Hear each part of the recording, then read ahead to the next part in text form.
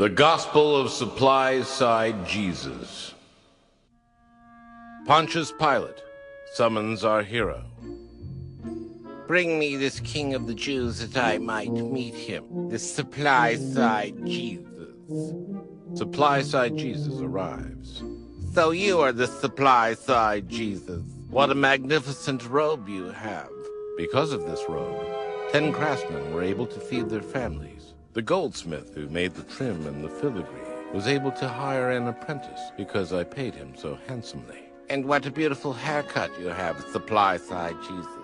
The barber who gave me this haircut was able to hire a manicurist. She had been a prostitute, but because I needed a pedicure, she is now able to fulfill her true potential. Yes, the cuticles are absolutely perfect. But there are those in Jerusalem who are not happy with your radical new teaching, supply side Jesus. Watch yourself. Supply Side Jesus leads his disciples past a leper colony on his way to the Sermon on the Mount.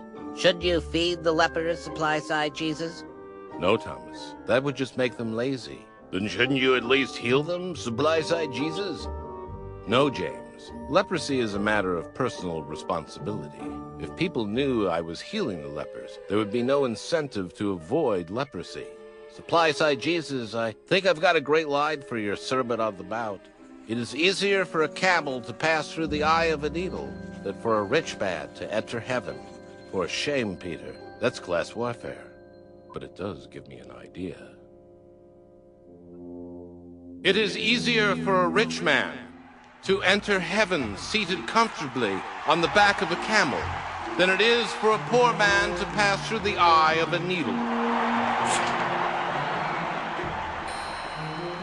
If you are prosperous on earth, that means that God is rewarding your rugged individualism.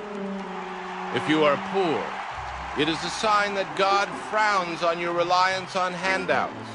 The only way to gain entrance into God's kingdom of abundance is to show your faith by giving to Him through His only Son, me, Supply Side Jesus. My disciples will now pass among you, and he who gives more than 1,000 shekels will become a Supply Side Jesus pioneer and have access to me at our annual Yom Kippur Break the Fast dinner. The word of the Lord! The Last Supper. This very night, one of you will betray me to pay off a gambling debt. No, said Simon the Canaanite. I don't believe it, said James the Greater. Not I, said Philip of Bethesda. Not us, said James the Lesser. Oh boy, thought William Bennett Iscariot. Supply Side Jesus was arrested that very night and brought before Pontius Pilate. Supply side Jesus, the Pharisees are angry. They say you are cutting into their action. That's the marketplace of ideas, Pilate. But your ideas are misleading, and you are making the poor even poorer. What do you say to that, Supply Side Jesus? Average income is going up, and social mobility within the Roman Empire is greater than ever.